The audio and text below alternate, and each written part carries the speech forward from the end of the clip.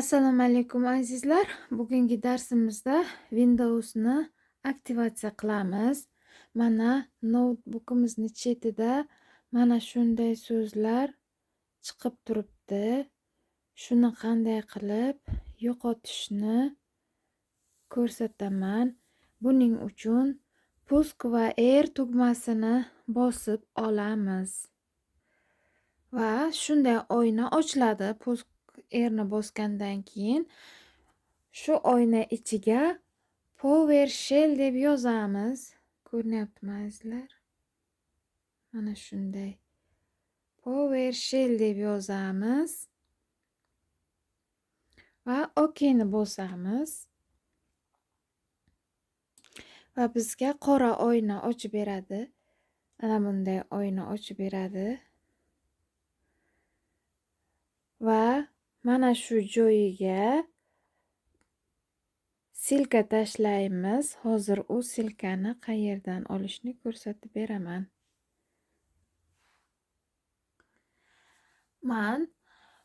Mana shu silkani yozib olganman. Word shakliga, Word dasturiga yozib olganman va shu silkani kopirovat qilamiz va yandagi qora oynaga tashlaymiz.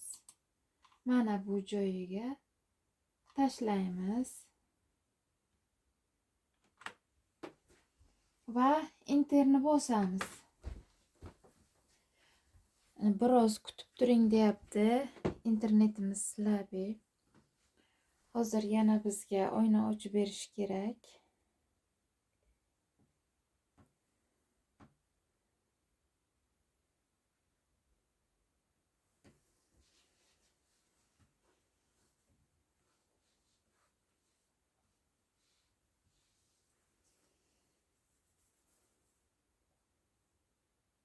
Mana azizlar, ikkinchi oynamiz ochildi va bu yerdan birni bosamiz va bu yozuvdan qutulamiz.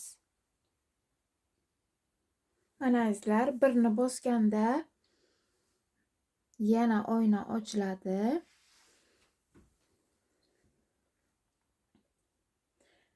Mana bu chetdagi yozuv, notebookimizni chetidagi yozuv hozir ketadi. Mana shu yozuv chiqib turgan yozuv.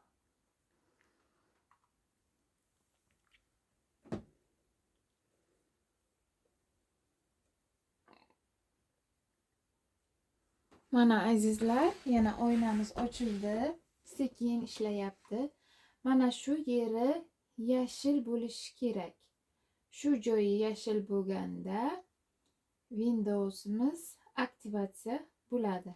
Demak, buni X qilib chiqamiz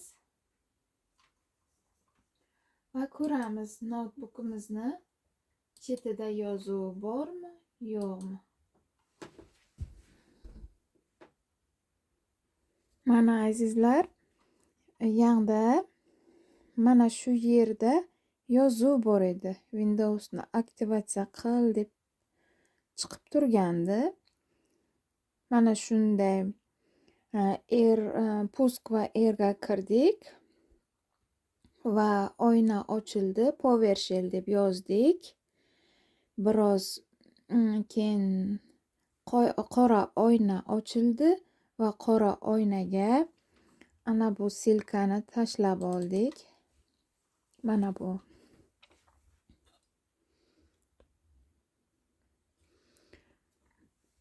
Azizlar, buni ham siz yozib olsangiz oson bo'ladi o'zingizga.